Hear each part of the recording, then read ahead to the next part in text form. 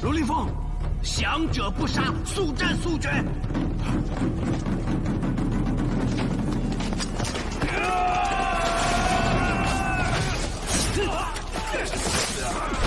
这个你得交给我。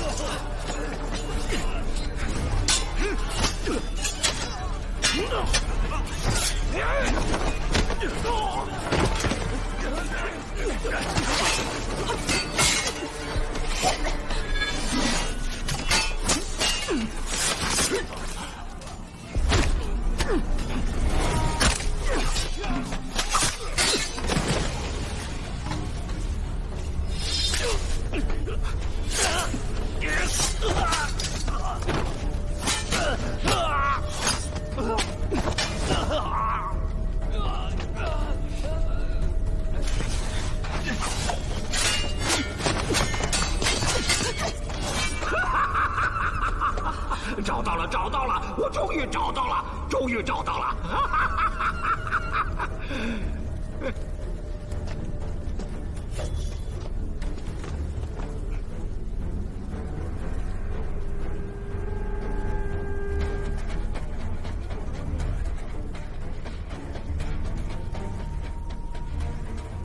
女儿，兄弟们，祖师救命啊！祖师救我们！女儿，你没事吧？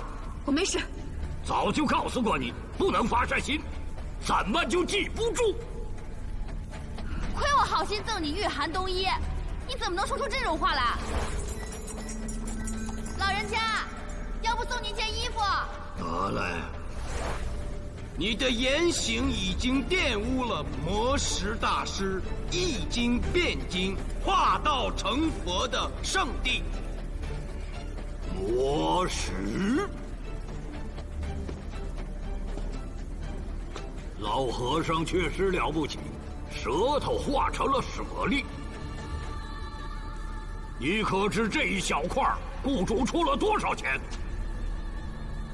你也曾是游击将军，怎么会被利益驱使，做出这样的事情？与你何干？祠堂里的粟特商人，是你杀的吧？我想吃栗子了，去镇上买，回来发现院门上系着红绸子，知道住进不少人，就只能走房顶了。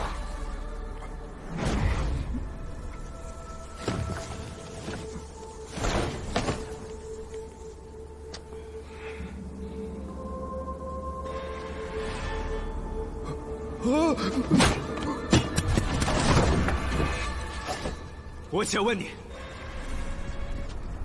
营造客栈的深县工匠，如今何处？工匠，他们给我造了客栈，我给他们选了一块有山有水的好地方长眠，我们互不相欠。你把他们都杀了，那可是34条性命。比起我费尽千辛万苦寻得金刚寺遗址相比，死几个人算什么？老贼，杀人如麻，罪大恶极。二位兄弟，随我拿下！好。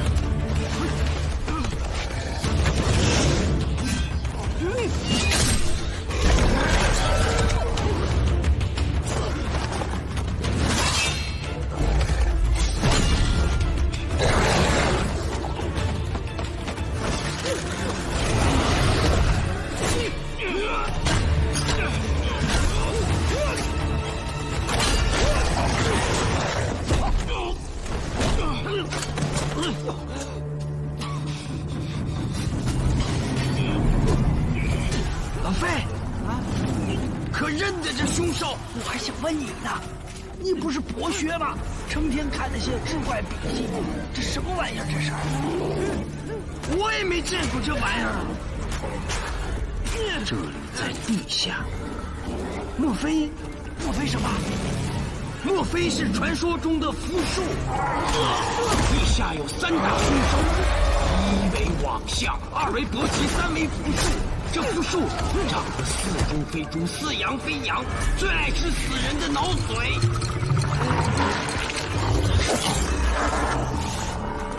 可有降服此兽的奇招，再拖下去恐怕来不及了。济世公，看我干什么？我又没办法，我现在身上也没胡椒。再说了，就算有也不一定管用啊。地下凶手。师兄，你在想什么？松柏，松柏？你想想，下葬的时候，人们为什么愿意把坟地选在有松柏的地方？就是为了克此凶手。哎，对，试一试。樱桃，去砍那柏木，削的锋利些。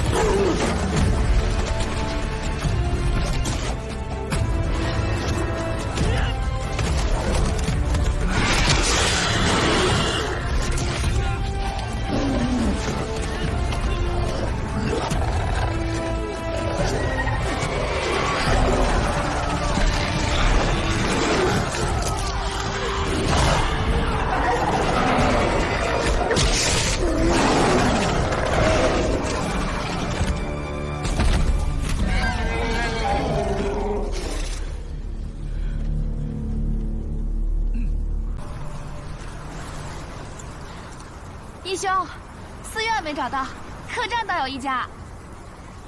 魔家店。走，去看看。等等，再往前面走看看，住个官家驿馆。不是说在几十里之外吗？可这地方看着实在有些古怪。一般来讲，这私人逆旅当开在路边，以招揽过往客人。你们看这家店，却孤零零地建在荒野深处。这逆旅不仅古怪，没准还有些来历。有没有来历我不知道，但是我肚子是真的饿了。龙凌风，你怎么一下子变得这么小心了？我去云顶上任，你们随我西行，责任在肩，不能有半点闪失。再往前走走看，还是找个官家驿馆吧。你们俩看我也没用啊，咱们都得听卢县尉。站住！你不能走！你吃了2只鸡，只给了1只鸡的钱，你不能走！济世公，卢凌风，这下住不住由不得你了。走。我问你，1只鸡几条腿？2条。说的仔细一点。2条，没错，绝对是2条。那2只鸡几条腿？4条腿。这就对了嘛。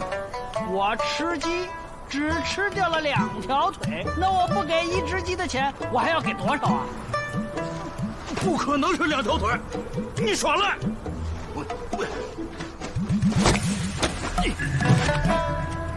你要干什么？干什么？我打死你！我！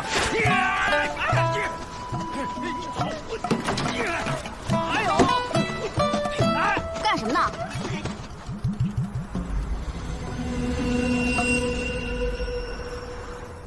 你怎么又没正事干了？他耍赖他。谁耍赖了？李店主，你要是不相信，你把我吃过的鸡骨头拿出来数一数，看到底几条腿。你先回屋去。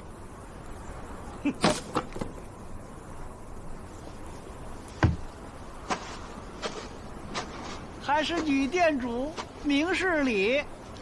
占了便宜还不走，就不怕我一生气把你和鸡一块炖了？我是有2条腿，可是我没翅膀啊。再说了，要炖我，你们店里有这么大锅吗？滚！我不跟你一般见识。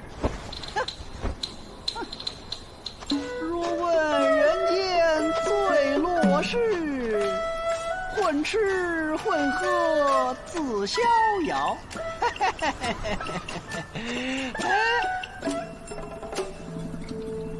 哎，你们，你终于说出自己的人生志向了。你们也是走的小路啊，前面那个大斜坡子，看你们这个样子，应该是没摔着。飞叔，是谁打了你？可是刚才那个伙计，我替你教训教训。哎，不用，刚才不是说了吗？那个大斜坡子，雪大路滑，我连人带马就滑倒了，马摔到那深沟里去了，我费了半天劲我才爬上来，就这样了。还是义兄走南闯北见识广，见雪大就让我们下马牵着走了。你所说的深沟啊，应是地裂所致。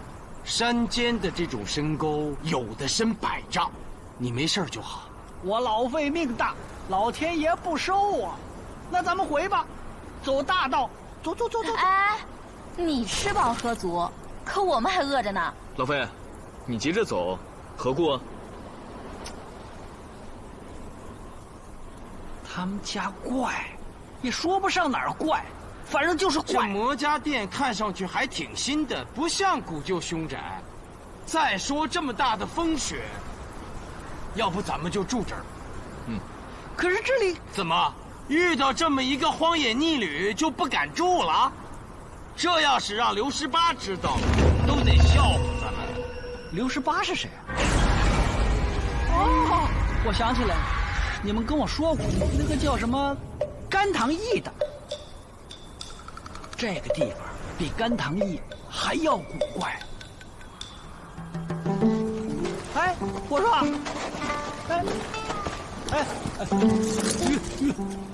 真要住啊？古怪。我又不急着去云顶赴任，路遇古怪探其究竟，岂不乐哉？嘿，原来你苏明是为了好玩啊！你比我还没正事儿。走。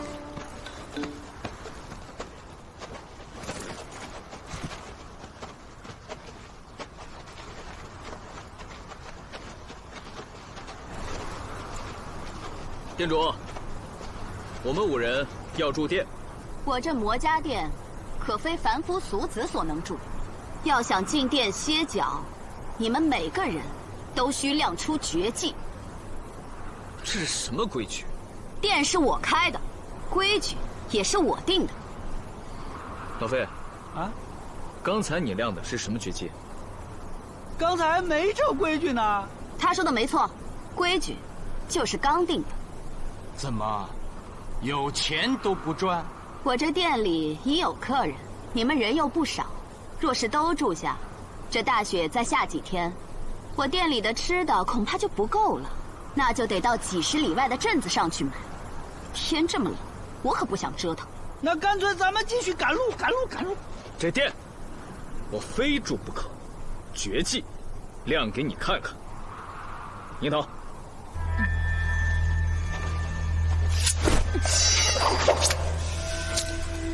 好袖剑，这绝技可住否？你可以进去了。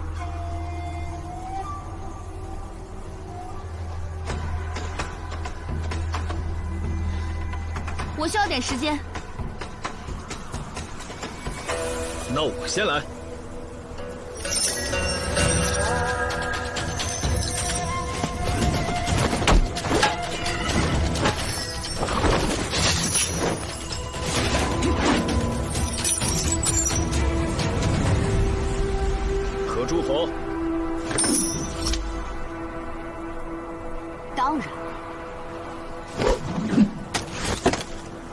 我好了。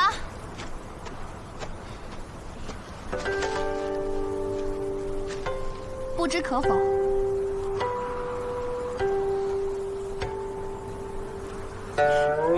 妙笔丹青啊，请吧。你们两个没问题吧？要不我给你看看病啊？放肆！不是，我的意思是说，你要是有什么救急，我还真可以给你看看。你别不识好歹啊！谁愿意住你那店呀？你这老骗子！我定这规矩就是为了不让你再进店，出去！如果我还有些本领，能不能也把他带进去啊？哎呀，那就要看你有多大本事了。那我就来说说此地的来历。六朝时，有得道高僧魔石大师在韩州与长安之间修建寺院，期间受盗挖金银者恐吓，大师不为所动，心无旁骛，不仅建成了金刚寺，还译出了很多传世之经书，并最终感化了那些强盗。我想这里应该是金刚寺遗址。你瞎猜的吧？怎么会是瞎猜？外面的山坡，在这个季节还同时长有葱蟹，在大雪中却仍郁郁葱葱，可谓奇绝，是山下有金银之兆也。正所谓山上有葱，下有银；山上有蟹，下有金。且前隋古籍《六朝11记》中就曾经记载，金刚寺周边就长有葱蟹。我还在几里以外的山坡上看到了六朝的石灯，字迹虽已模糊不清，但现在想来，应该是“化道成佛”4个字。还有就是此地正处于韩州与长安之间，这就都对上了。所以我推断，这里就是金刚寺遗址。我说的是绝技，你就只动动嘴皮子。怎么？这不算吗？但若不让你进去，你定会说我言而无信。好，那我就抬抬手放你们进去。不过他只能住柴房。凭什么？就凭你吃了鸡赖账。罗凌风，他对你的恩人不恭敬啊！多喝点酒，身子暖和了，住柴房也就不冷了。哎，罗凌风，你哪头的你？我觉得罗凌风说的对，你一个人住柴房，想喝多少喝多少，没人说你贪杯，不是挺好？我不住柴房，我要住上房。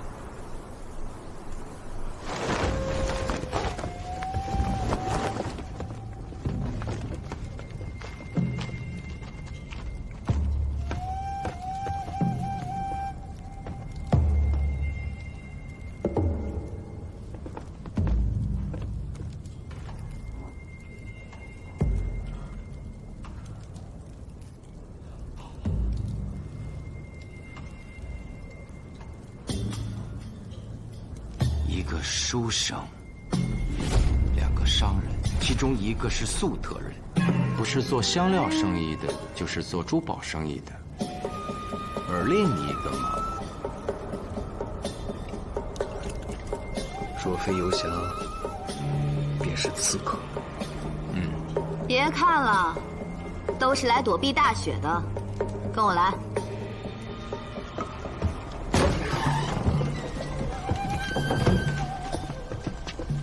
怎么样，上房不错吧？话说前头可不便宜。贵点可以理解，毕竟这大雪封山，前不着村后不着店的嘛。你们4个人每人500钱，住柴房那个150钱，4匹马500钱，95个人1000钱，总共加起来就是3650钱。啊？这么贵？就这个价，不住赶紧走。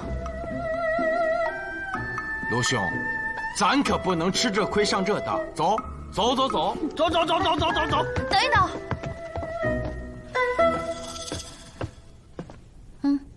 喜君，他胡乱要价，我们不住。女店主，你的价要的太高了，要不是风急雪大，我们定不会让你得逞。这是5两银挺，剩余的明早找给我。但我们要住2间上房，饭菜要上好的，酒也要管够。哼，好，旁边那间上房也给你们，怎么住你们自己定。但他必须得住柴房。哎，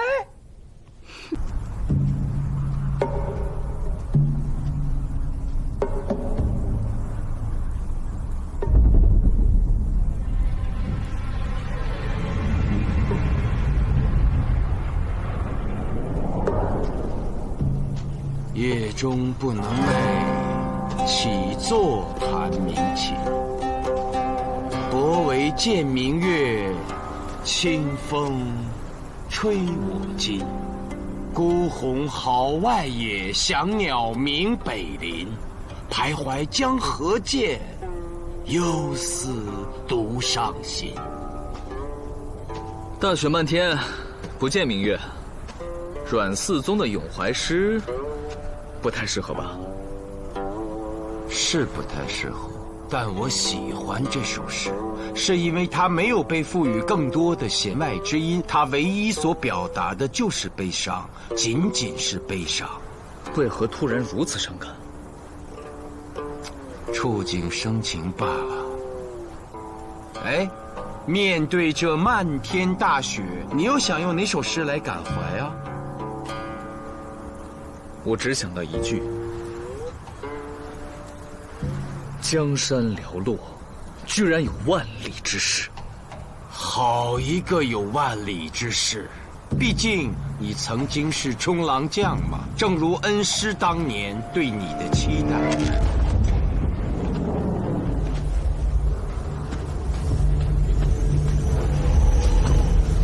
谁在里面？出来！快出来！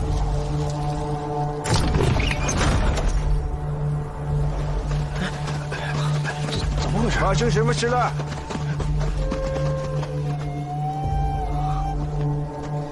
嚷嚷什么呢？那里边没人。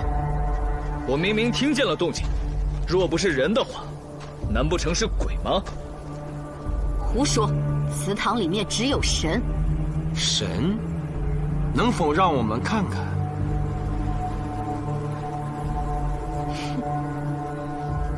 天这么晚了，若是搅扰了神明，就不怕今夜把你们谁的命射了去。摄人性命的那还是神吗？还望女店主成全。好吧，开门。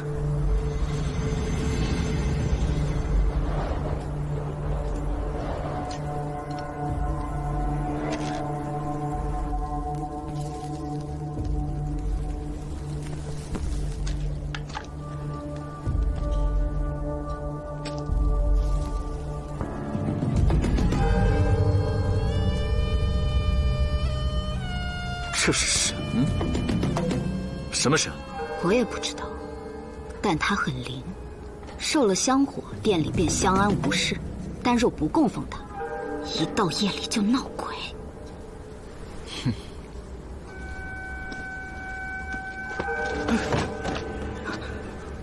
如此古怪的神，我还是第一次见到。老米，你认识这神吗？就算他认识神，谁也不认识他。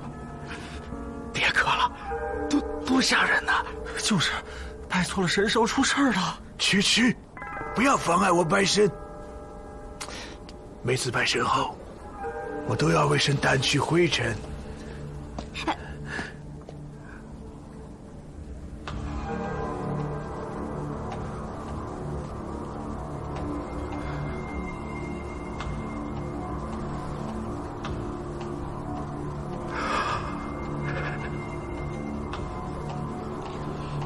这里好冷啊，我们回去吧。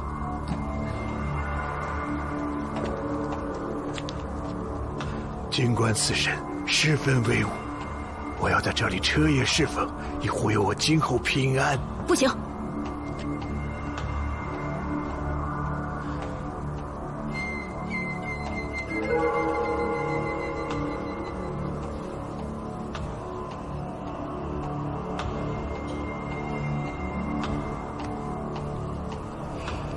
给他拿条被子。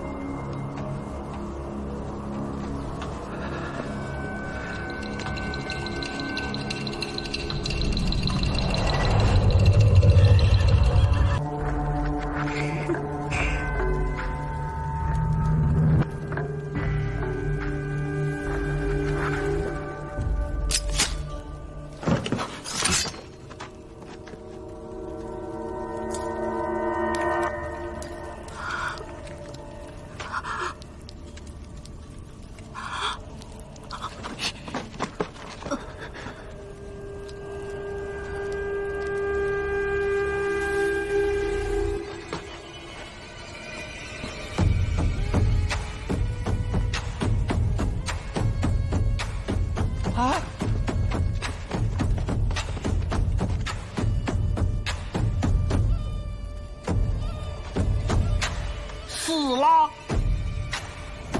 领导，去后门看看那个老伙计。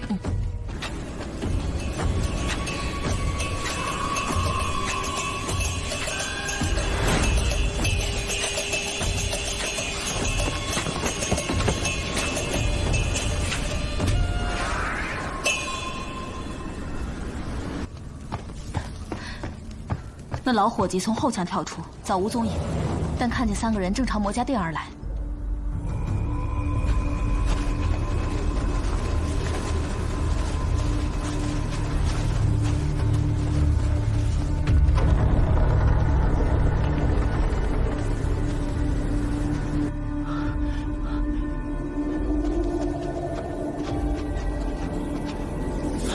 来的是官家人。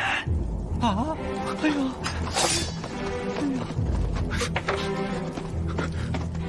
不是，那个，你们也都看到了啊！玩点刺激的是他提议的，这土罗刀子也是他自己的，他赌输了，自己被刀子刺死，与我蓝军怎么管？诸位，玩被禁的赌博游戏，还在眼皮子底下闹出了人命，若被追查，我等都逃不了干系。那你有何建议？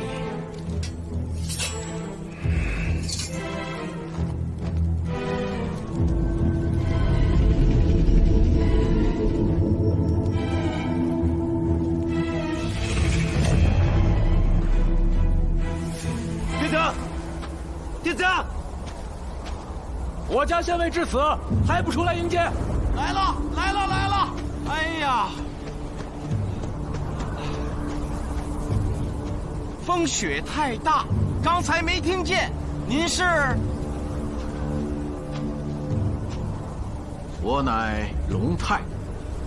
雪大天寒，寻酒暖暖身子，只喝不住。啊？不住店啊？怎么了？不行啊！你这店主还想左右我们龙县尉？我没有那个意思。那你是什么意思？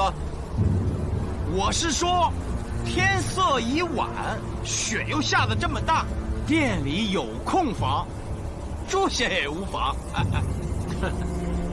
我再说一遍，本县尉只喝酒暖暖身子就走，懂？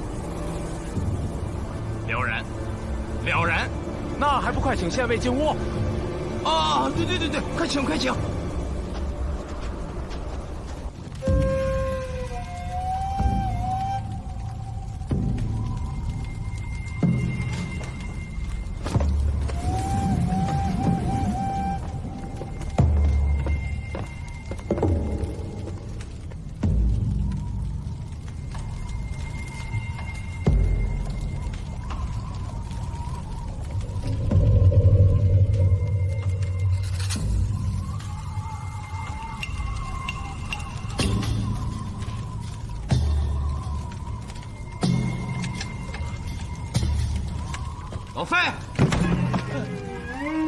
你上楼干嘛去？睡大觉去？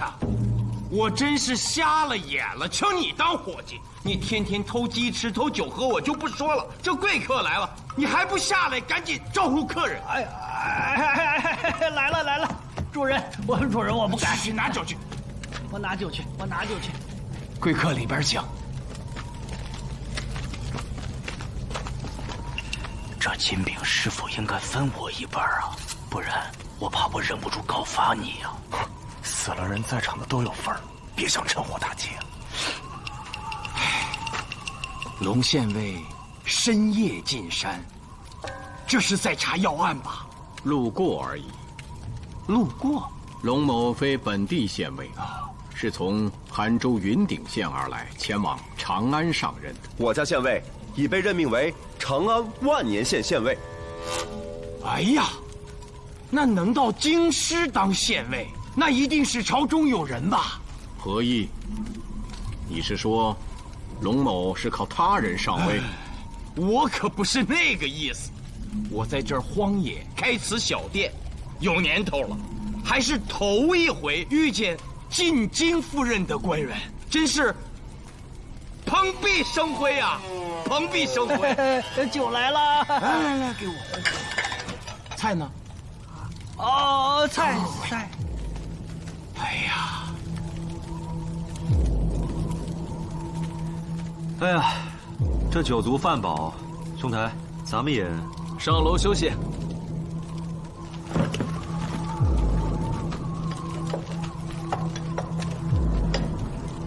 橘子啊，我也不剩酒力了，那就不喝了，明早还要赶路呢。你走。哎呀，小心点啊！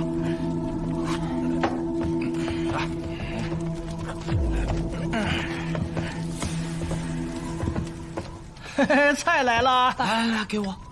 哎，这算什么？就给我家县尉吃这些？这柜台里就这些了。是这样，你们也看见了，今天的客人多，把菜都吃光了。啊，这样，我这就去厨房再找找啊。你们先喝着，稍等。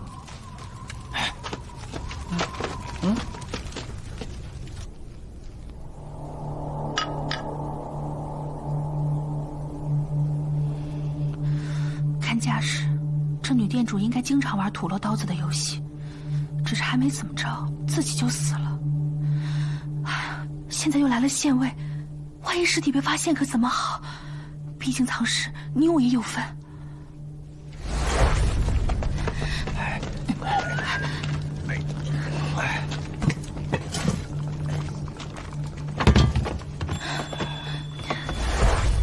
已经发生了，就没什么好怕的。只是一堆人住在这无主之店，今夜还真不知道会不会继续出事啊！哎，你没觉着吗？有苏无名和卢凌风在的地方，就是爱出事。还真是。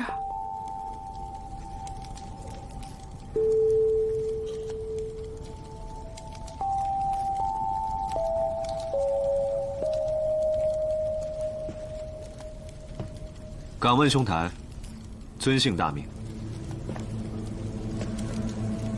我姓卢，无名之辈，不值一提。客气了。多亏卢兄同伴，扮作店主，要不然我们从装束上看，那位抱剑的仁兄，因常年行走于江湖，不想与官府纠缠，才出了藏尸之策。谁又想与官府纠缠？要不是这么大的血脉，我也不会投宿这荒野逆旅。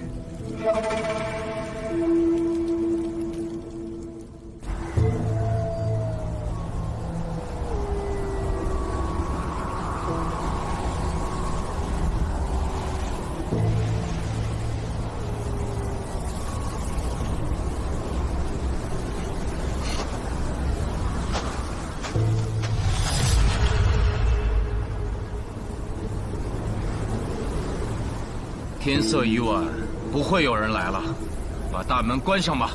哎，嘿，这么我当伙计了。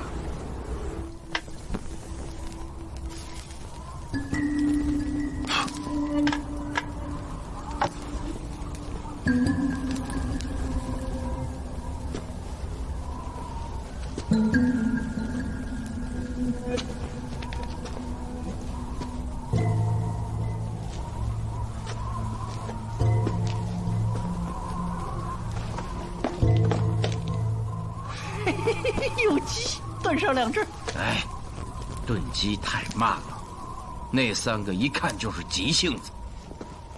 那炖上几只，明天早上吃不行吗？一天天就知道吃，这么多东西，够几10人吃个把月的。按说这是逆旅，存点食材也是正常。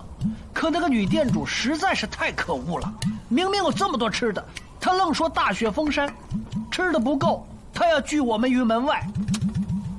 老费，死者为大，就别跟他斤斤计较了。说的也是，年纪轻轻，就一刀正中要害，连个施救的机会都不给我。这样，做糊饼，烤羊肉。这你也会？不会是在石阳跟马怀学的吧？少废话，生火。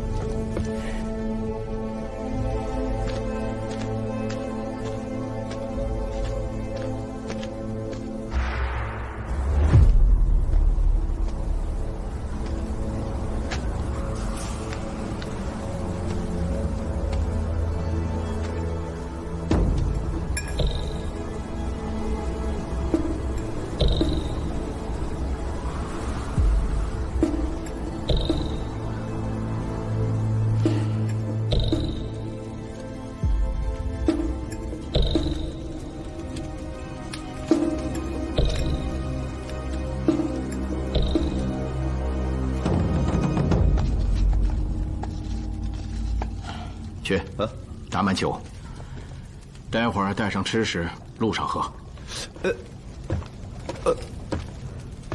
还真要走啊？雪已经停了，正好赶路。哎，可这么晚了，困得厉害呀。要不睡上一觉？我叫你打酒。哎，是。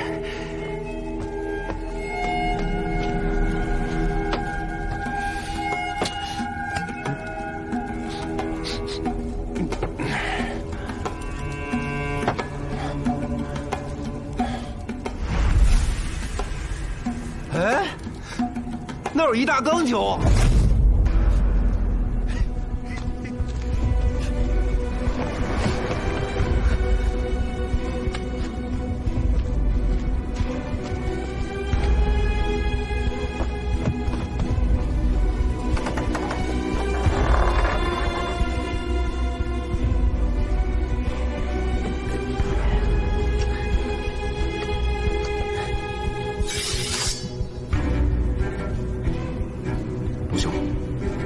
下去解释清楚了。江兄，你觉得能解释得清楚吗？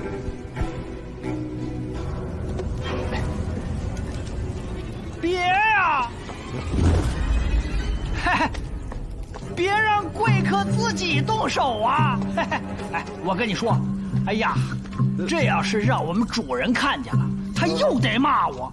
哎，刚出炉的糊饼加烧羊肉，你们香不香？还真香。香还不赶紧吃，趁热呀！来，请慢用。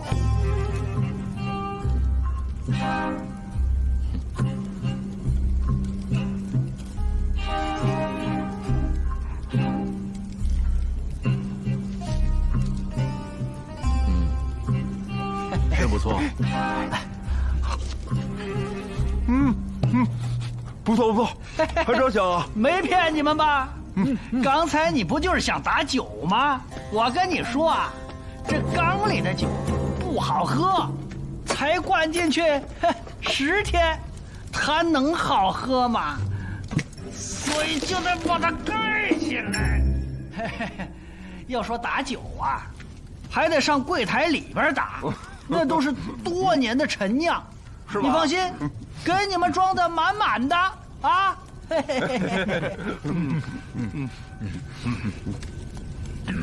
不错啊。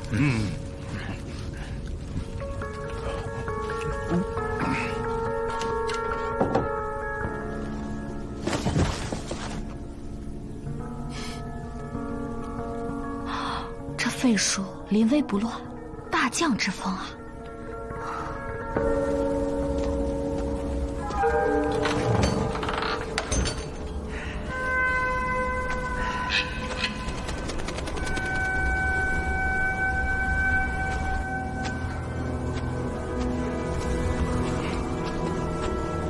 密兄，女店主，女店主，今晚高兴我要喝酒。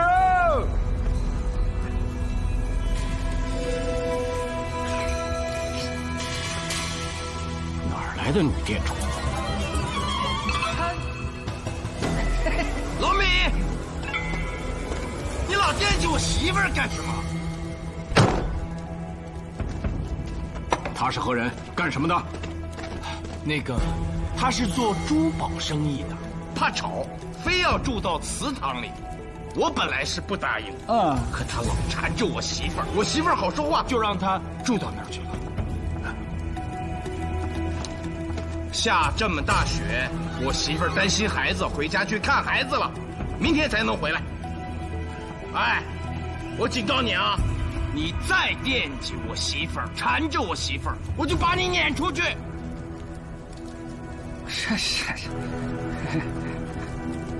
这是这么香呢？这是新烤出来的羊肉糊饼，你要想吃得另算钱啊。单算无妨。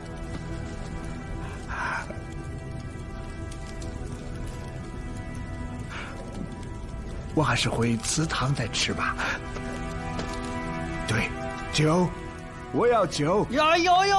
有，酒也得另算钱啊。好。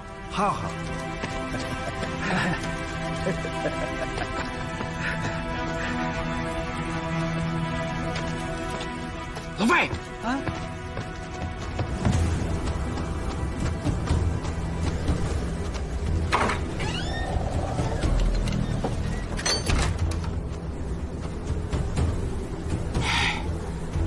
刘县尉，羊肉的味道还不错吧？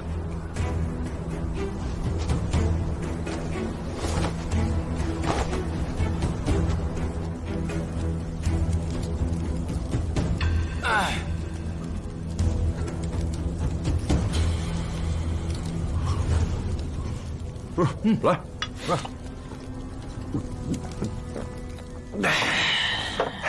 哎呀，不好啊！来，痛快。身子也暖和了，困了。小魏，这客栈还算干净。那你们留下睡。我不是这意思。小魏，等等啊！胡兵，拿上。小魏，老费，还不赶紧给县尉开门去？哎，好嘞。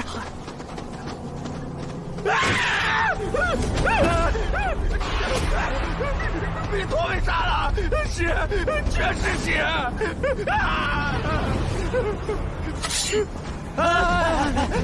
你又不是本地县尉。对呀，别耽误了夫人京师的刑期。我虽非本地县尉，刑期固然重要，但人命关天，岂有不查之理？让开！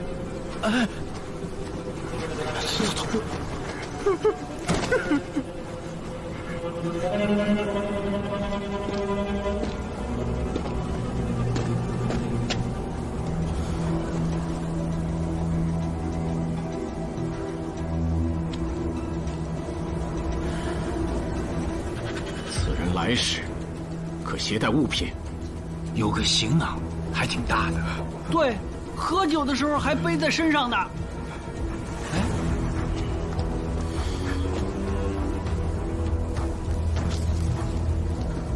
咋没了？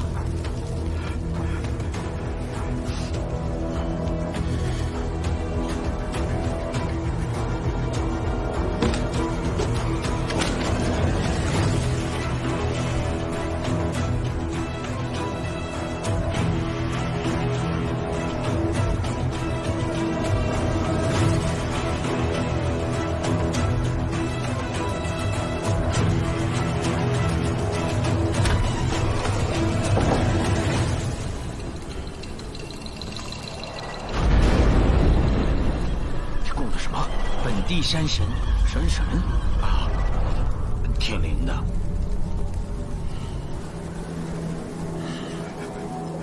我问你，大半夜的，为何来这祠堂？我睡不着，我就想看看这弥陀到底想干什么。他是做珠宝生意的，又是粟特人，精着呢，没什么原因才不会来这祠堂的，冷飕飕的，所以我怎么没看到你出来？走的是后门。后门？那你为何从窗户跳进这祠堂？不是怕你们看见吗？为何怕被别人看见？我捆了！小慧，小慧，你听我解释啊！小慧，听我解释啊！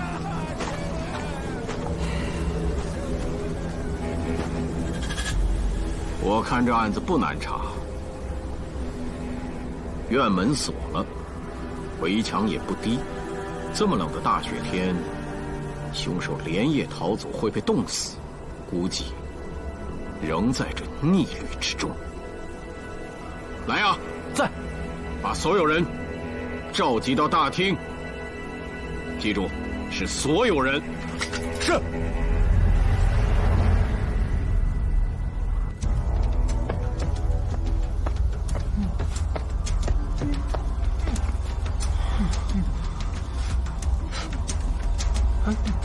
怎么了？这是？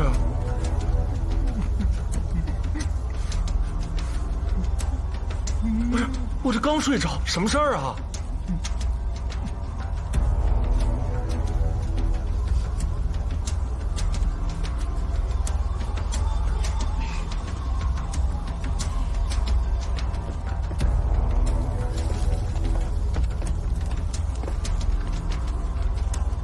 就在刚才，粟特商人米陀被杀。本县尉已勘察祠堂内外，断定凶手就在你们当中。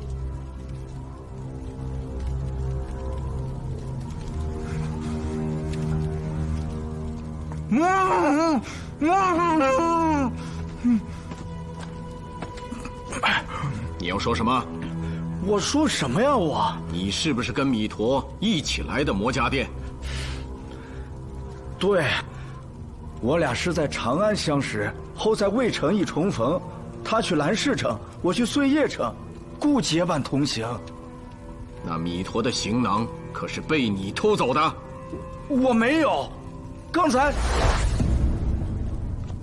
我趁你们不注意，偷偷下楼，从后门溜出去。到祠堂找米陀，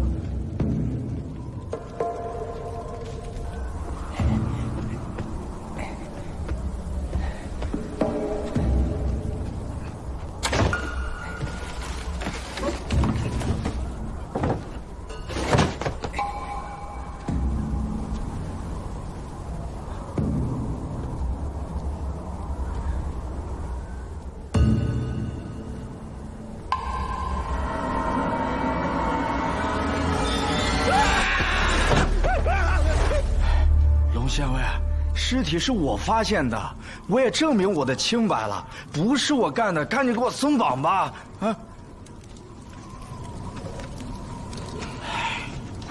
你们这些人，除了店主和伙计外，其他人在我进店后不久，就都上楼了。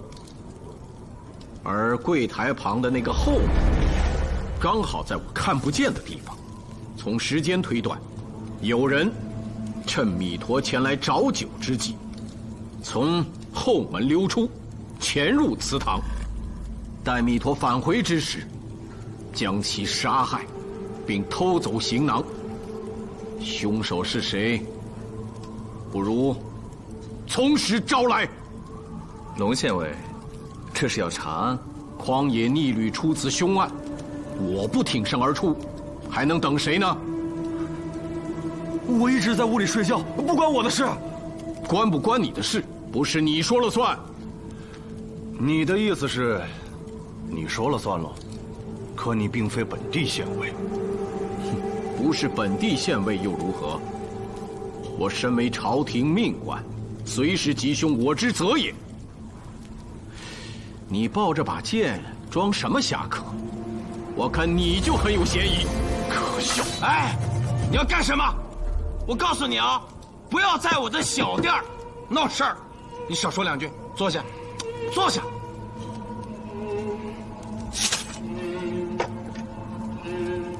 那你如何断定凶手在我们之间？万一是来自外面的人作案后潜逃，有何奇怪？若是外面的盗贼作案，又怎会知道祠堂里睡着人？再者，本官已将魔家店内外尽查，雪地上并无足迹，也就是说，雪停后并无外人进过此逆旅。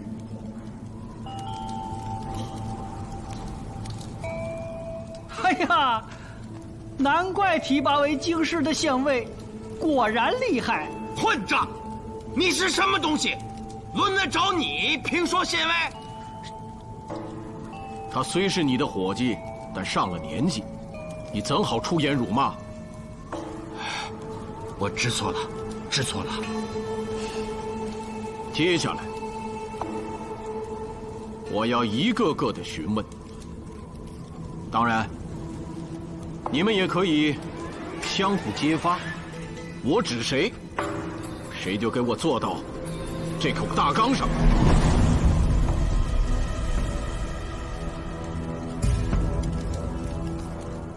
你们每个人都要说清楚，今晚上楼后都干了什么。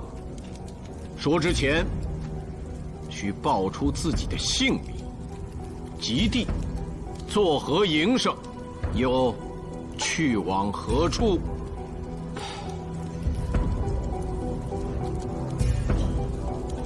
你先说。对，就是你，上纲。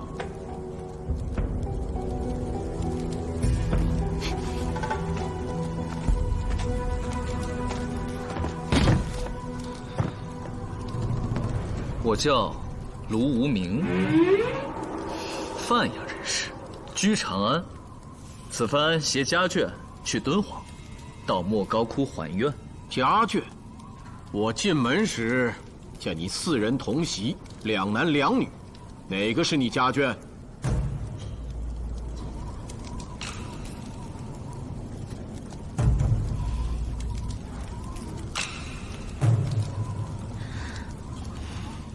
那你为何不与家眷同住在一起，而与他进了同一间房？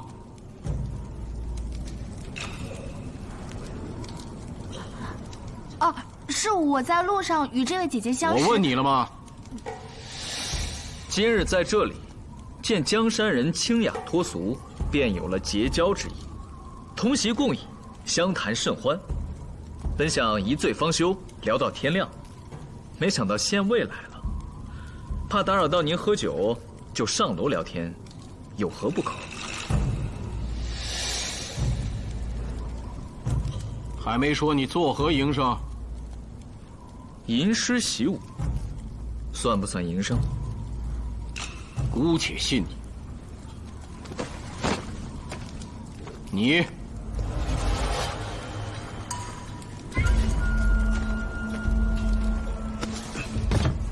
我乃韩州江山人，修炼于青山，飘荡于江湖。正如卢兄所言，上楼后，我二人一直谈古论今。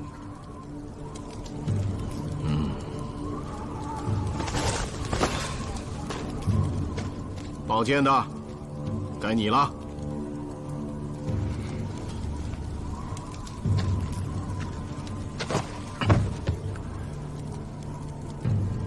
无名无姓，天地游侠，上楼后便不曾下来。至于其他的，无甚可讲。无甚可讲？待会儿若是发现你撒谎，有你好看！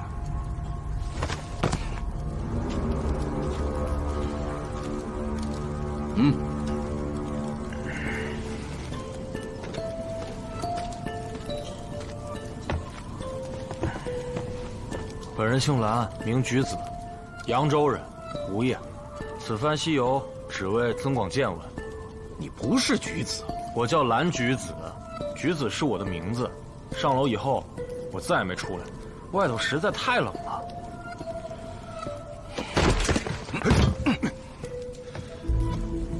贾不离，魏州人，客居长安，做珠宝生意。其他的刚才都说了。我叫裴喜君，长安人，随夫君去莫高窟还愿，路遇樱桃，结为姐妹。今晚同住，进屋就休息了。楚樱桃，潭州人，自幼丧父，流落江湖。有幸结识喜君妹妹，相约西行，今晚同住，并未下楼。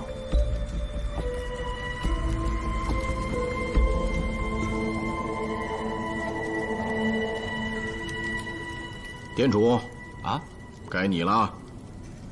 我，不是，那个弥陀抱着酒和胡饼回到祠堂之后，我不是一直在您身边伺候您呢吗？我没有机会行凶啊！我说你行凶了吗？但你不要以为我让你一起勘察就是信你，我是怕你跑了。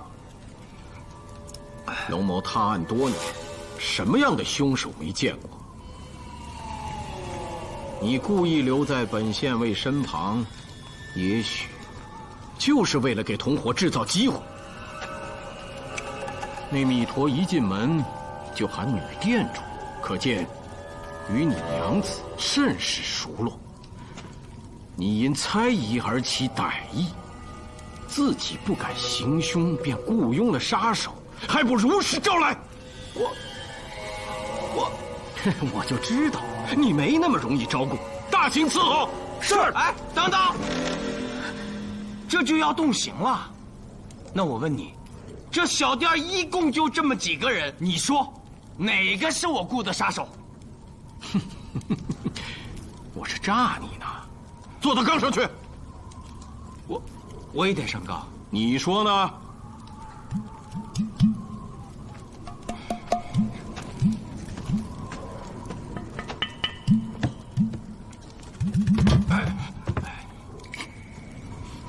我姓苏，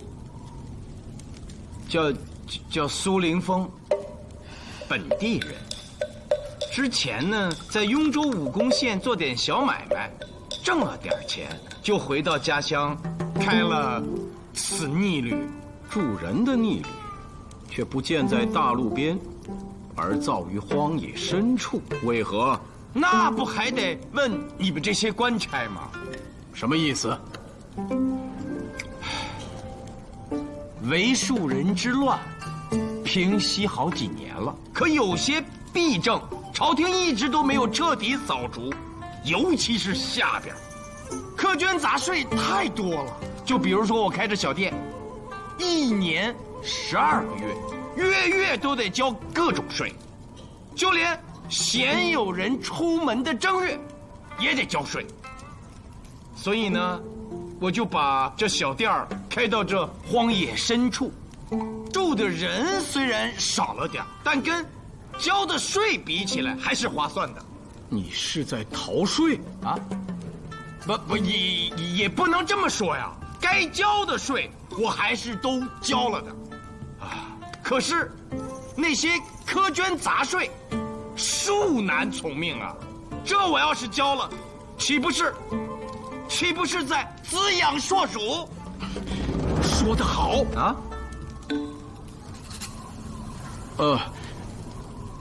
我的意思是，你这话倒也算是发自肺腑，啊，但也只能在这荒野逆旅中说说，不然。明白，多谢县尉提醒。哎，是不是该我了？你就不要耽误功夫了。哎，你这县尉，是不是瞧不起我呀？弥陀的致命之伤，乃脑后受重击所致。你上了年纪，应没那么大力气。啊，你明察秋毫，明察秋毫。哎，我问你，那姓苏的，是不是对你不好啊？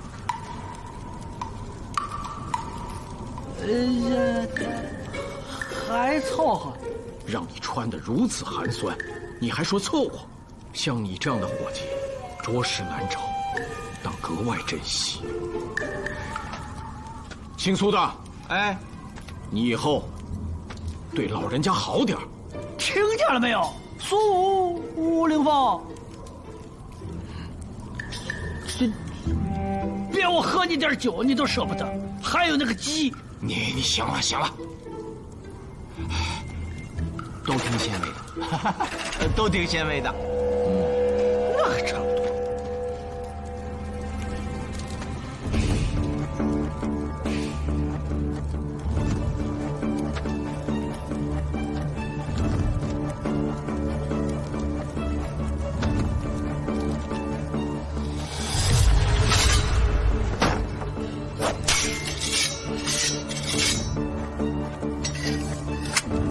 除2名女子、店主和老伙计外，你们所有人都走过来，把右脚踩进去。你先来。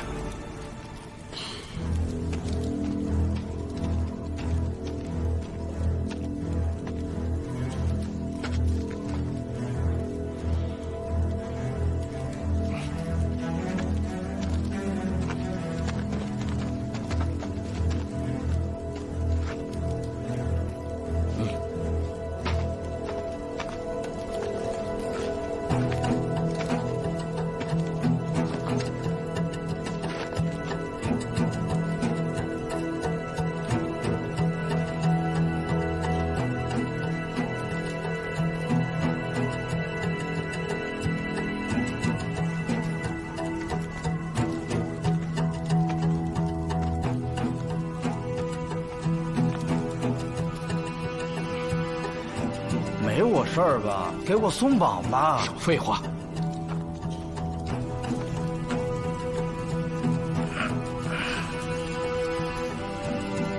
我就不用去了吧？我一直睡觉来着。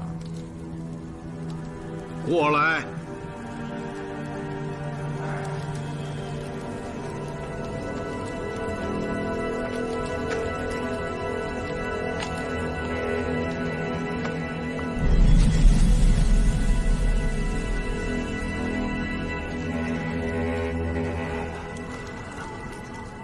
来人，在，去搜查蓝橘子和剑客的房间。是。凭什么？哎呀，剑客，县尉也是为了缉拿凶手，还大家清白。你别在这儿捣乱，过来。老人家，啊，你带着他们一起去，也做个见证。哎，好，随我来。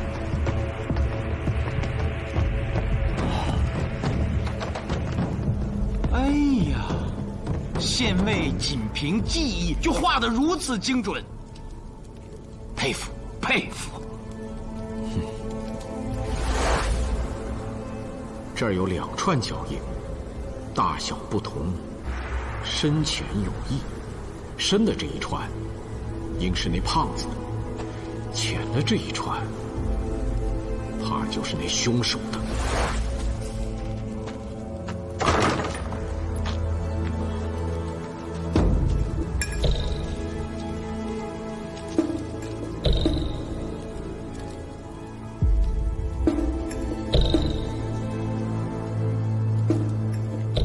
不用问，这是在你房里搜出来的，就是在他的床铺之下搜出来的。亲眼得见，我可以证明。这一定是有人陷害我。脚印已经对上，又从你屋里搜出赃物，还想狡辩，再不招供，大刑伺候！我说，雪停后，我去了趟茅厕，出来时，我见米陀身上并未背行囊，又想他说过，把行囊放下，是来偷你的。那可不行，我这一袋子东西顶你考中进士之后，做10年官的。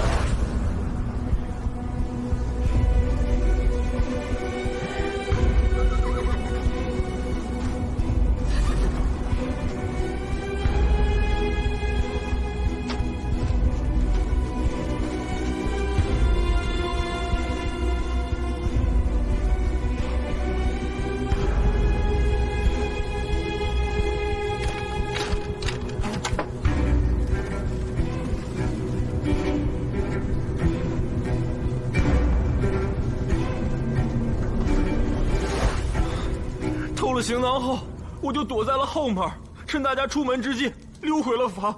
我真没杀人，我就是个书生，我手无缚鸡之力啊！我，你以为你教举子就是个书生啊？我看你就是个无赖。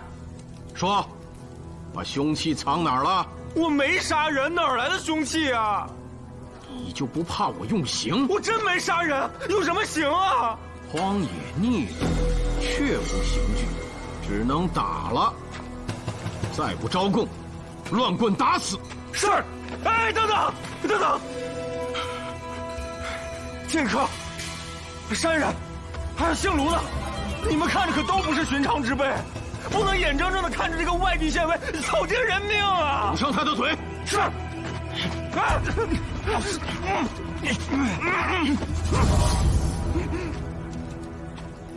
本案已告破，我会连夜赶赴深县县城，明日一早就将凶手蓝橘子及赃物交由深县县尉处置。如此一来，今晚我们便能睡个好觉了。这都是龙县尉的功劳啊！江山人所言极是，龙县尉，卢某钦佩。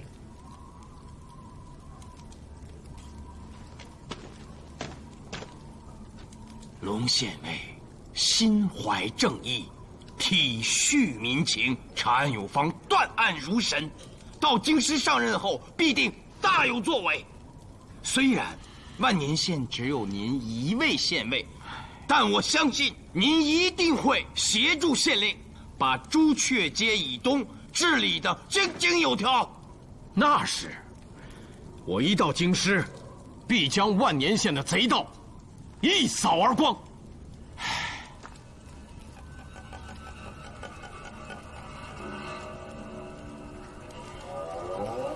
诸位，我们有缘再会。押上凶犯，走。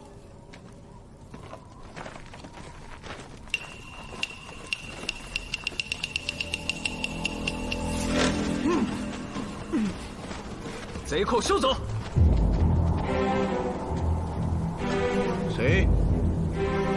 谁喊的？卢某，又如何？贼寇在哪儿？就在眼前。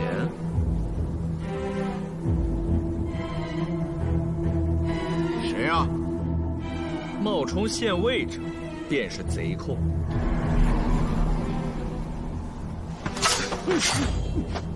县尉，我看这些人全是贼寇，你一声令下，我们全部诛杀。你以为你穿上这身衣服，就是攻下的捕手？是此刻束手就擒，还是让卢某费些力气？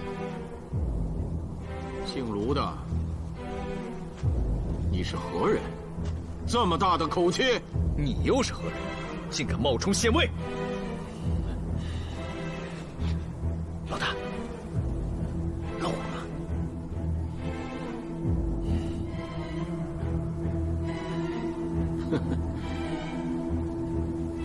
你们到底是什么人？龙某又是怎么露的马脚？还是我来说说吧。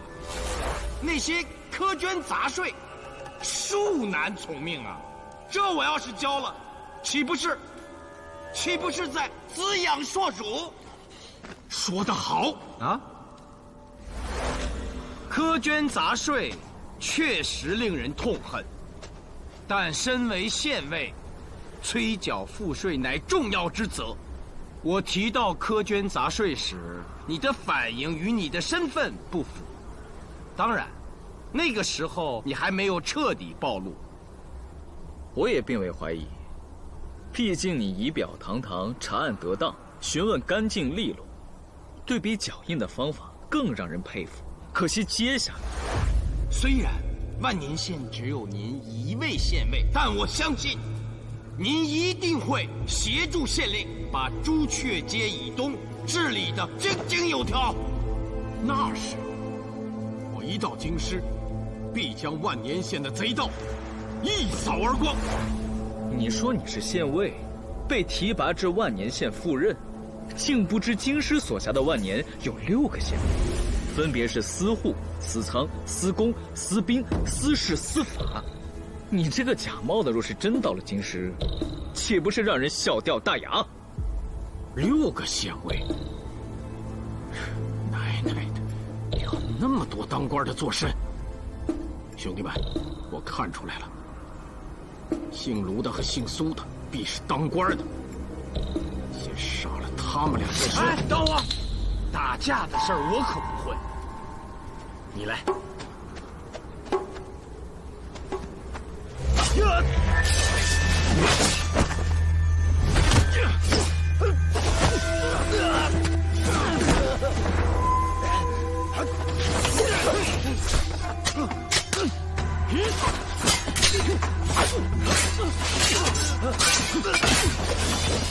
哎，你们不能3打1啊！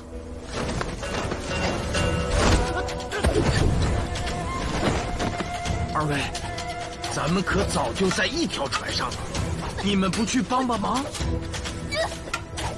鲁兄，我来助你。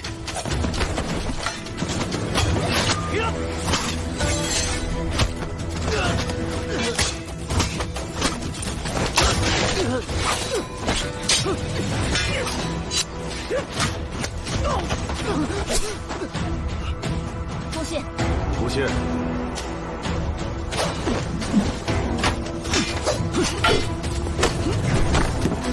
鲁兄，谢谢。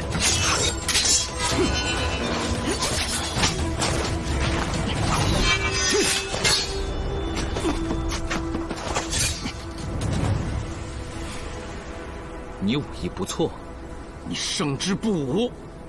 何出此言？兄弟被擒，我心急如焚才露了破绽，不然，小娃娃，你早做了我的刀下之鬼了。哼，你们是知道龙某人要打此经过，提前设下的陷阱吧？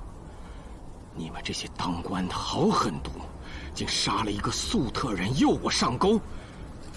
也罢，今日便是我与妻儿团聚之时。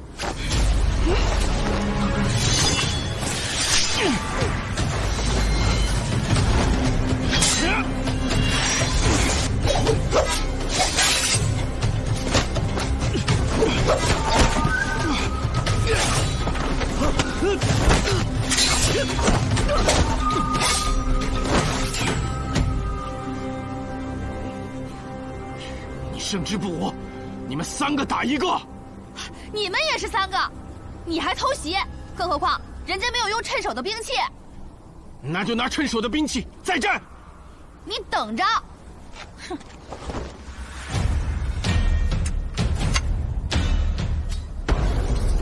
这个假县尉狂妄自大，好好教训他。遵命。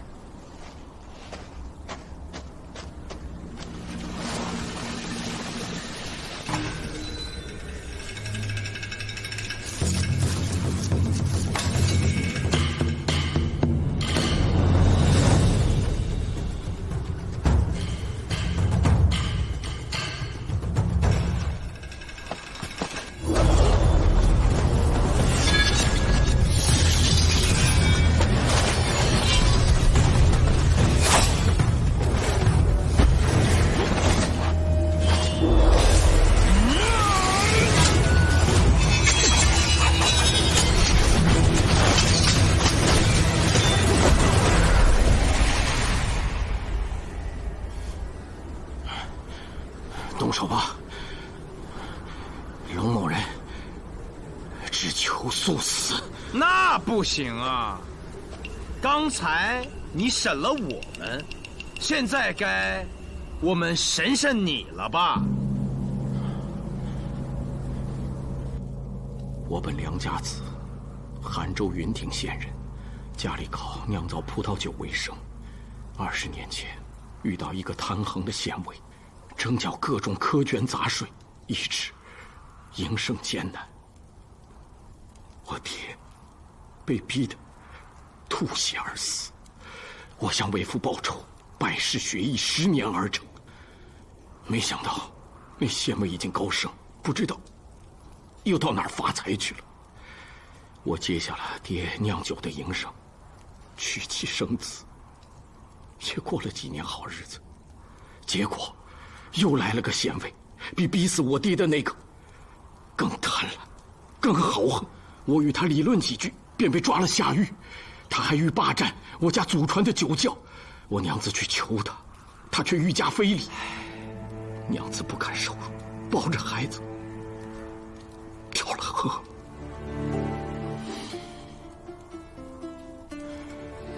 我在狱中得了消息，想法子越狱而出，将那县尉打了个半死。哎，那你为什么不给他杀了？我虽习武10年，但从来没有杀过人。见那狗县尉家财万贯，我一气之下将其洗劫一空，自此游走江湖，结识了这2位兄弟。他们俩的遭遇也都跟我差不多。我们3人皆痛恨横征暴敛的县尉，所以每到一处必将县尉家盗个精光。不过深县的县尉倒还清廉，家里竟毫无油水，听说是个年轻人，我还真想见他一面呢。家中无油水，就能证明是好官吗？我打听了，去年闹蝗虫，好多田地颗粒无收。这个年轻的县尉散尽家财救灾，这还不是好官吗？哎，行了，先不说别人的事儿，先说说你为何顶着万年县县尉的帽子要去长安啊？听说京师也有县尉，想必油水更大。你胆子也太大了。就是啊，敢假冒县尉，我一进门就看出他不是好东西了。诸位，现在知道我是被冤枉了吧？快给我松绑啊！人虽不是你杀的，但赃物在此，偷东西这事儿没冤枉你吧？旅途之中有点小偷小摸也是可以理解的。哼，你还真是无赖！你一个小女子那么厉害干嘛呀？敢与男人斗狠，以后是要嫁不出去的。嫁人不需要你操心，我先割了你的舌头。樱桃，假县尉龙泰和他2个帮手已经被擒获了，可是杀死米陀的真凶尚未找到。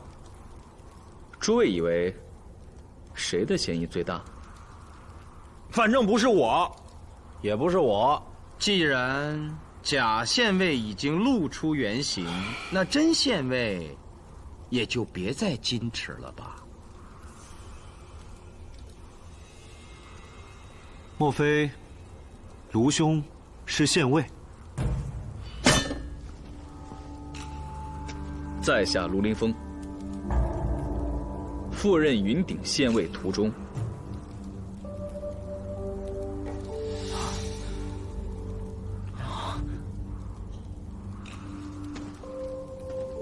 荣泰，你记住，我到任云顶后，断不会乱收苛捐杂税，那些积压的旧案冤案，我也会逐一查清。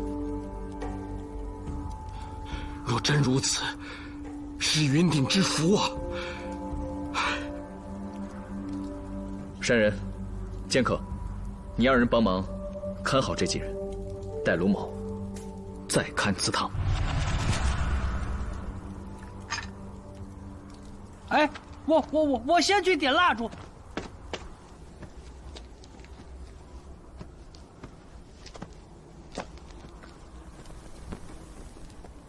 老费，你在做什么？在石阳的时候，我看那个女巫做草绘演起诗来，甚是威武。我费老神医想学学练练。我刚才把她浑身上下都摸遍了，并无伤害。这致命伤就在这脑后。你退后。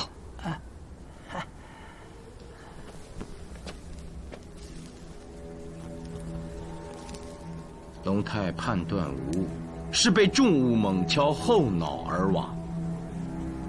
锤子？不是。镐头？也不是，应该是类似于铲子一样的东西。铲子拍死人？弥陀也算强壮，这用铲之人的臂力可不小啊。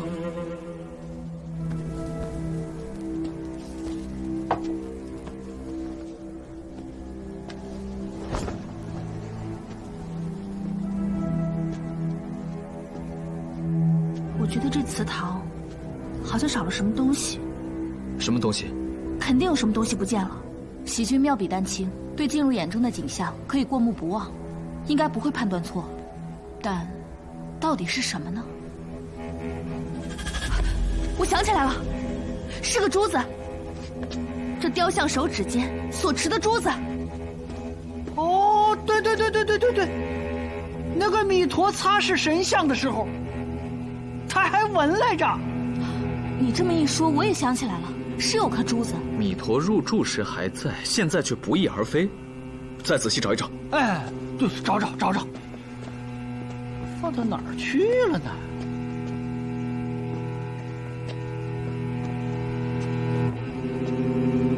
哎，苏无名，你怎么不跟着一起找啊？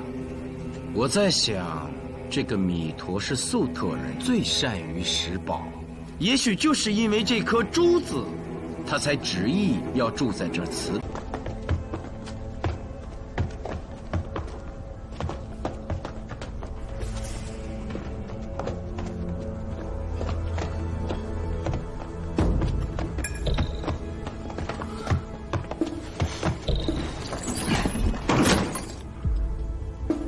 外面被人锁了，我们的运气不太好啊。若是砸锁，必会闹出动静。他们若有埋伏，那可是一夫当关，万夫莫开啊！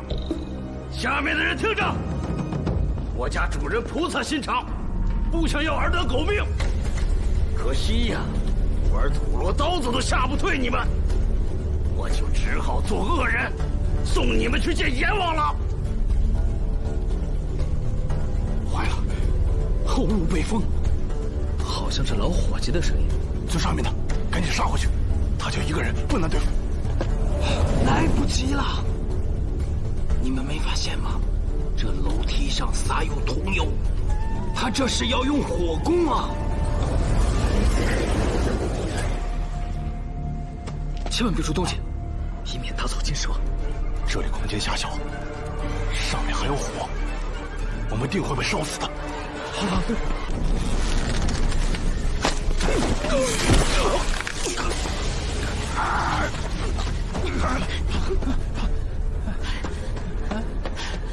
陆林你们不要慌，义兄早有安排，贼人已被制服。苏兄运筹帷幄，张某佩服。小事，来，快想想办法，看怎么把这门打开。我来。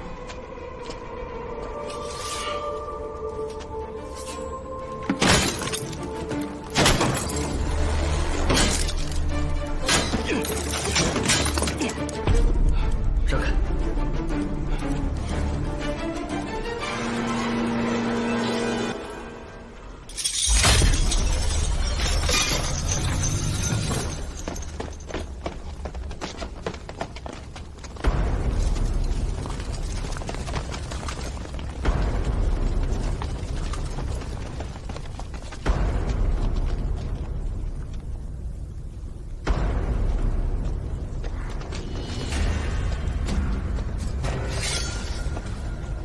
你们竟然活着来这里了！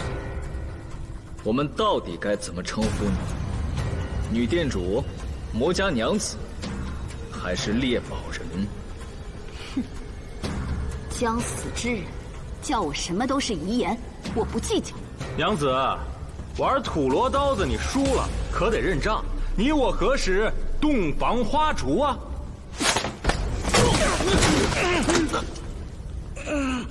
你算什么东西？也敢占我便宜？山人，你怎么也和他们一道？这荒野逆旅出了人命，成了是非之地。你一个世外之人，为何不走？站在你面前的并非山人，而是本县县尉。你是官，还是县尉？我真傻，竟因为你，没要了这些人的命。怎么，我们还得感谢你的不杀之恩呢？你们住我的店，喝我的酒，吃我的菜，我想要你们的命难吗？你这个小丫头，算是走过江湖。你用永安丹试了水，试了酒。等一等，可倘若我在你们吃的菜食里面下毒，你试得出来吗？有点本事啊！连我们用了永安丹你都知道。你们住的那2间上房，只要睡上1晚，明早一醒来，你们都会变成瞎子。再高的武艺，我取你们性命有何难？哼，摩罗香，闻上1晚就害人瞎眼，你也太阴损了吧！这么说，你安排我睡柴房，我还得谢谢你啊！我想取他们的狗命，易如反掌，都是因为你。你来了，我舍不得你死，才敢用土罗刀子，想吓跑所有人。哎，我说啊，江县尉，你一进店，他看你的眼神都不一样，他看上你了。你若不是县尉，8成他要招赘你做他魔家店的男主人呢。你为什么不说话？你的声音也好听，如同仙人一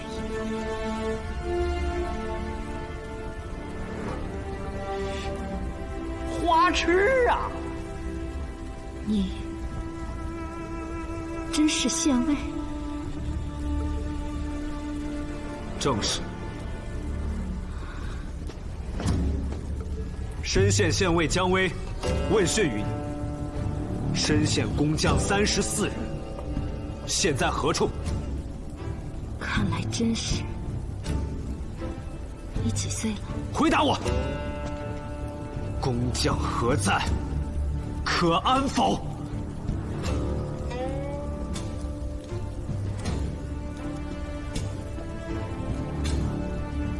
你有23吗？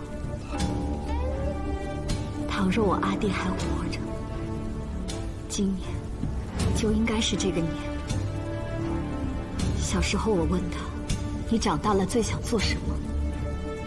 他说，最想当县尉，捕贼之官最为威风。你在上面的荒野见逆旅，是因为你们发现了这沉于地下的金刚寺，所图是魔石大师的舍利吧？你还真是博学呀，又被你说中了。猎宝人，拿人钱财替人寻宝，只是这次费了点功夫，耽误了半年。你们这些猎宝人跟盗贼有何区别？你阿弟就算不死，也会受你的牵连，无法考取功名，更无法当上县尉。你以为我们想做猎宝人吗？想当年，我爹还是游击将军，却无端遭人陷害，要被满门抄斩。若不是及时逃跑，我和我阿爹的命早就没了。只可惜，我的阿弟，这些狗官，竟把一个11岁的孩子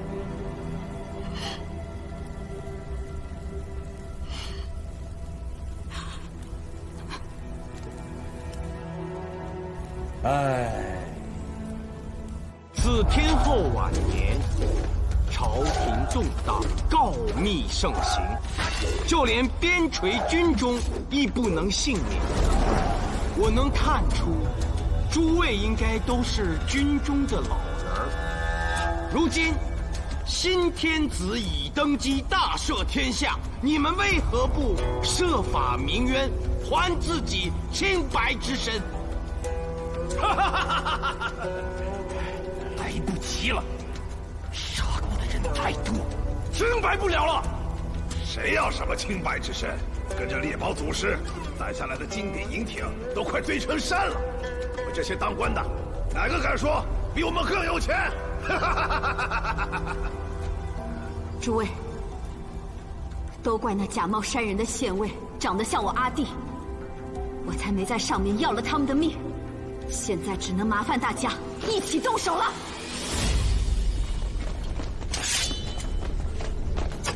前金吾卫中郎将卢凌风在此。各位老兄弟，阶层效力于军中，但凡手上没命案者，可缴械投降，我必倾力保其周全。嫡公弟子苏无名愿做保人。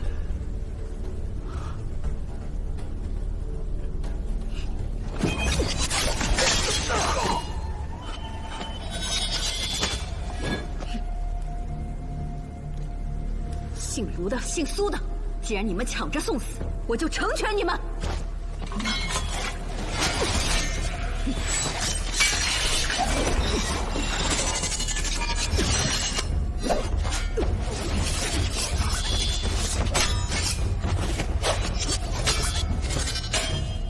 卢凌风，降者不杀，速战速决。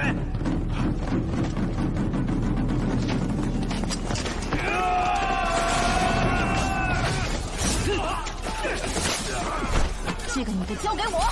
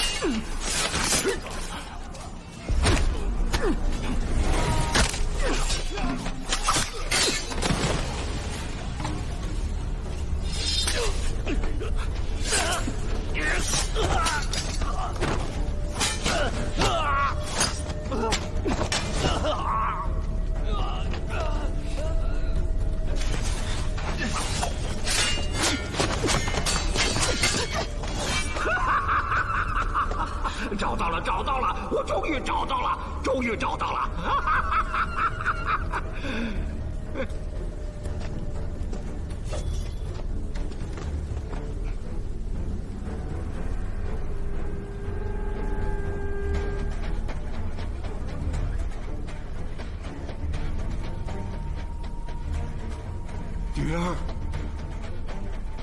兄弟们，祖师救命啊！祖师救我们！女儿，你没事吧？我没事。早就告诉过你，不能发善心，怎么就记不住？亏我好心赠你御寒冬衣，你怎么能说出这种话来？老人家，要不送您件衣服？得嘞。你的言行已经玷污了魔石大师易经辩经化道成佛的圣地。魔石。老和尚确实了不起，舌头化成了舍利。你可知这一小块，雇主出了多少钱？你也曾是游击将军，怎么会被利益驱使，做出这样的事情？与你何干？祠堂里的粟特商人，是你杀的吧？我想吃栗子了，去镇上买，回来发现院门上系了红绸子，知道住进不少人，就只能走房顶了。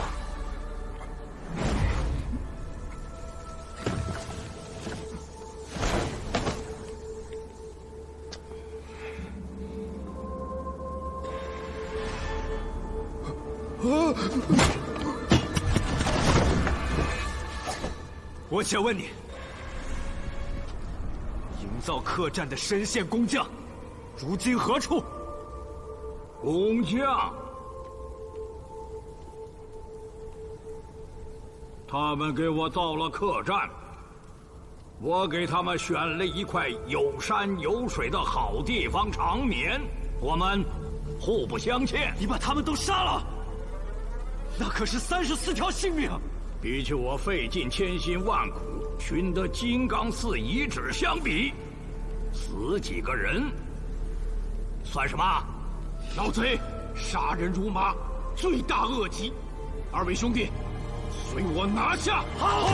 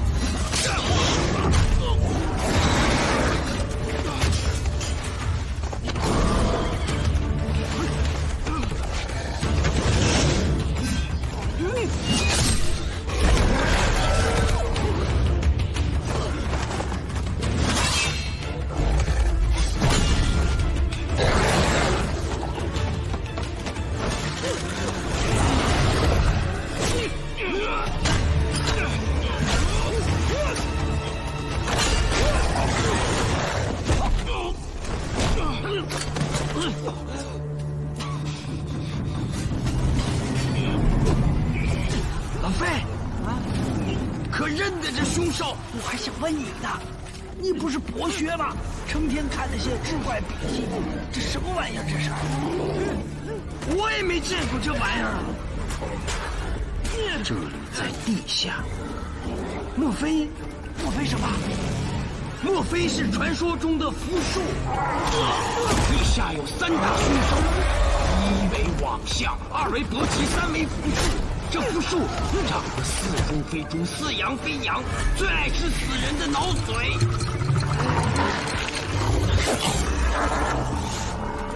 可有降服此兽的奇招，再拖下去恐怕来不及了。济世功，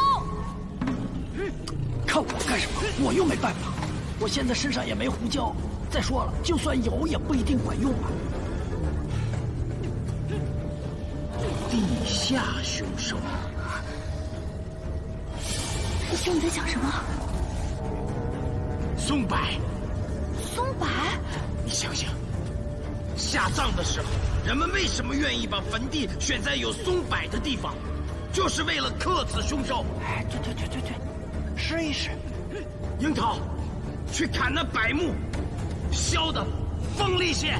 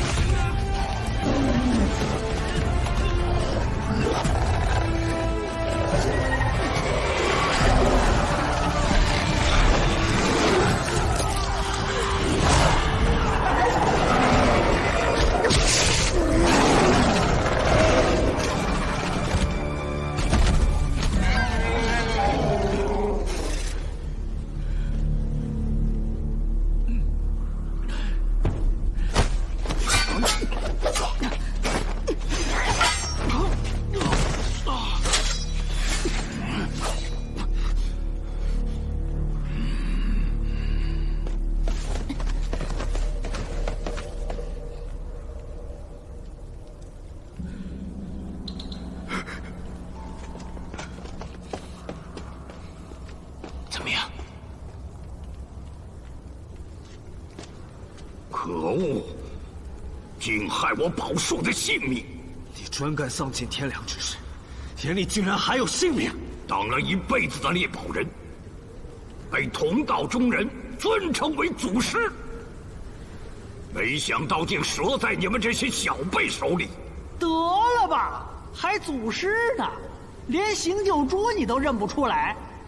邢九珠？哎，不知道了吧？我说说你听听，世上有9大奇珠，它们是济世珠、碧晨珠、上青珠、青泥珠、聚宝珠、萧省珠、蛇珠、魅珠、邢九珠。嘿嘿，你们宫的那个白眉神手上拿着的一颗，就是散发着茶味儿的邢九珠，不知道了吧？怎么回事？仙人原来所持的护佑珠遗失了，后来我们在塔中随便找到一颗珠子，就给安上了，谁也没当回事啊，爹。哎，你不是当过游击将军吗？何谈一辈子猎宝？我生于猎宝之家，游击将军是我花钱买的，后来要被满门抄斩，那是因为我劫下了康国的贡品。女店主，你都听见了吧？是，前些年朝廷确实混乱，但在此事上并没有冤枉他。你阿弟之死，也是他造成的。还有，各位军中的老人，想必是受他蛊惑走向邪道。哪儿那么多废话？大不了我们一起死！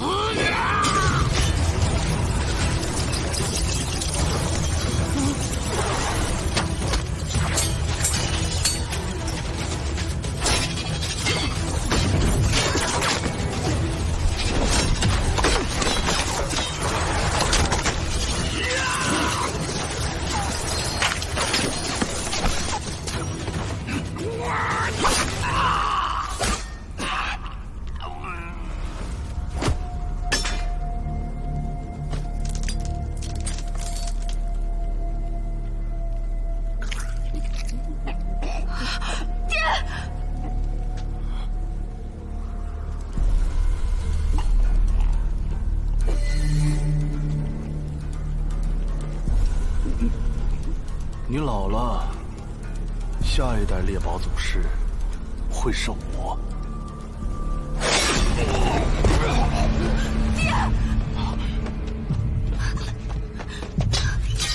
爹！爹！爹！爹！手上拿着宝物！呀！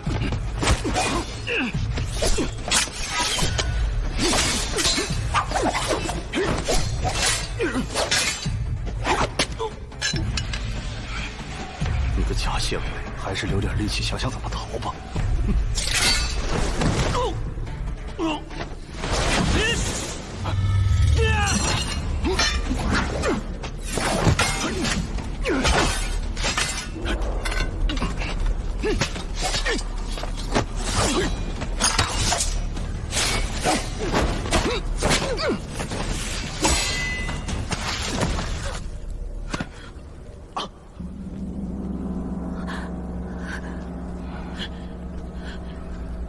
卢县尉，年纪轻轻，武艺了得，我很佩服。但是你累了，更何况我一直在研究你的招式。此时此刻的你想要赢我，那就是自不量力。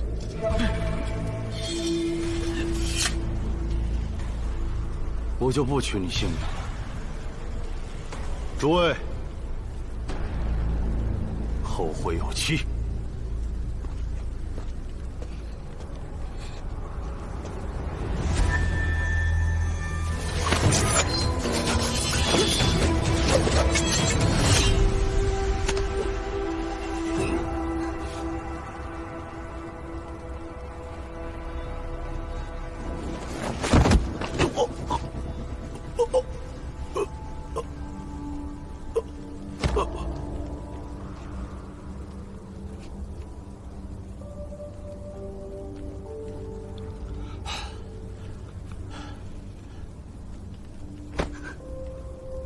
爹，爹！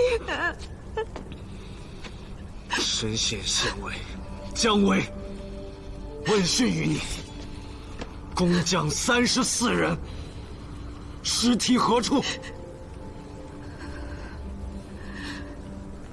后山林中。报上姓名，及地，自负双手，随本县尉归案。若有反抗，杀无赦。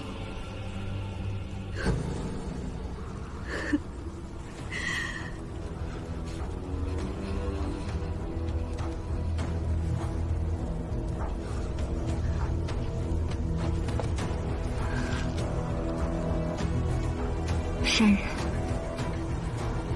就不费你心力了。你真的很像我阿弟。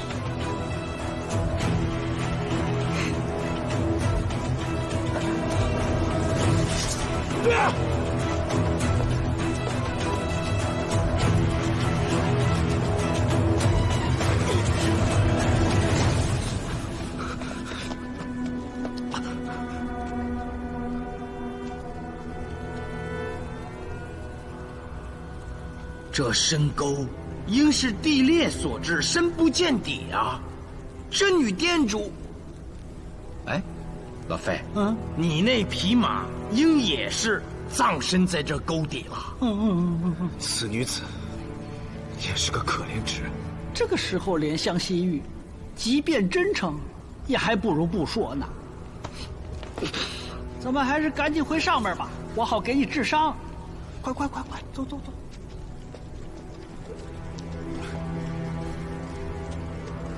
哎，你们两个，过来，帮忙，把他抬上去。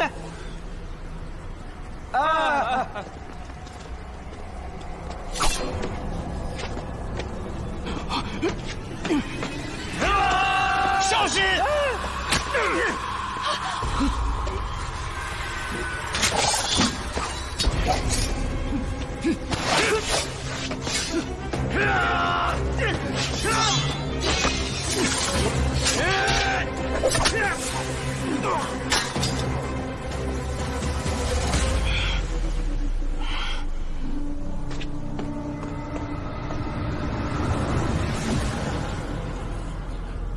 们为什么刺杀陆凌风？何人指使？龙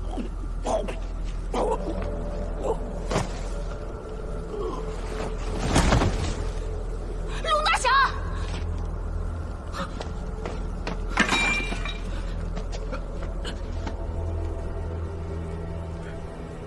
若飞，救人呐！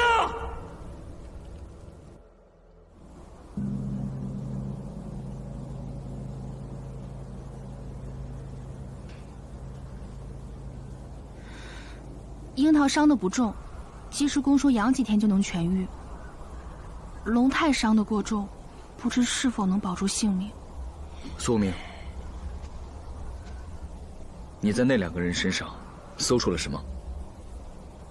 没什么，没什么。搜了那么久，他们是冲我来的，我理应知情。是啊，义兄，你就告诉他吧。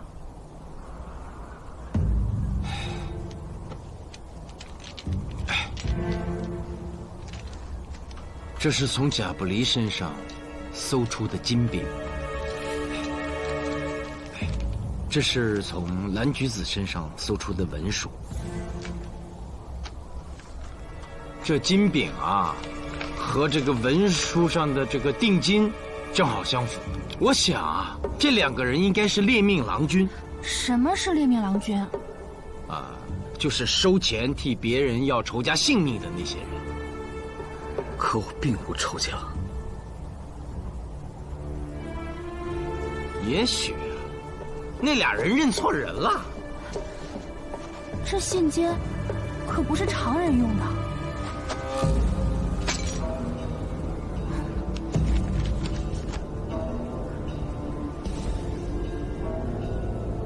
这信笺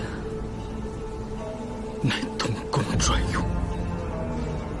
现如今，新天子已登基，之前东宫之物就有可能流落民间，被心怀叵测的人所盗用。你别多想啊。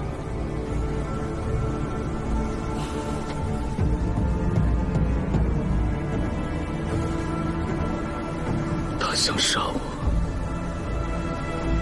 为何不直接降旨？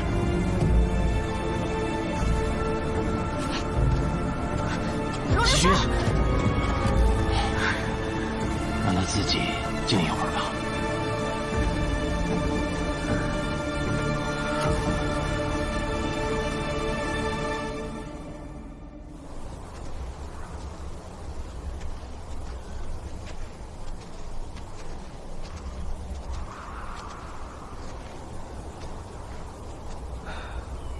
被害工匠的尸体，均已在后山找到了，这桩案子也算结了。还要多谢苏兄和卢县尉的鼎力相助。客气的话就不说了。快点儿，听话。哎，江县尉，这个是那个所谓什么猎宝祖师的驴，就拴在后边树林里。我的马呢，摔死了。你看能不能？好，我做主，送你了。哎，谢谢。还要多谢费神医为我治伤啊。哎呀，不必客气，不必客气，咱们是同生死共患难的，以后就是一家人了啊！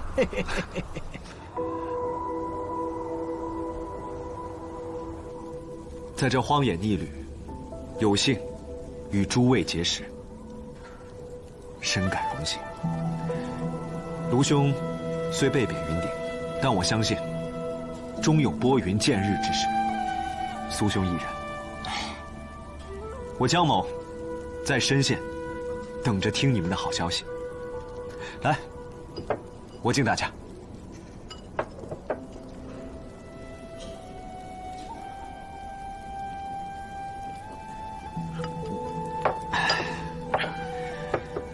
卢兄，江某还有一事相求。请说。卢兄既往云顶，必路过韩州，可否将此舍利交由韩州惠安寺，使魔石大师的舍利合二为一？哎，你们范阳卢氏那都是谦谦君子，重信守诺。人家江县尉是信任你们范阳卢氏，所以才有此重托。正是。既如此，卢某必欲成此事。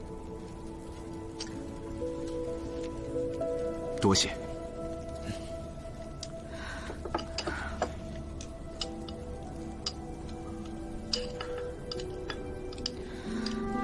你们慢喝，我去给龙太送饭。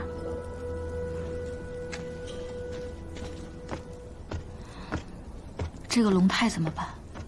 那日情急之下，我喊了他一声大侠，但现在也不后悔。他确实是个好人。今日来，本应将其提走，可又下了雪。陆华，明日一早，我给大家送行之际，再来提他也不迟。啊，没事儿，反正他捆着呢，跑不了。来，我们一起敬江县尉。来。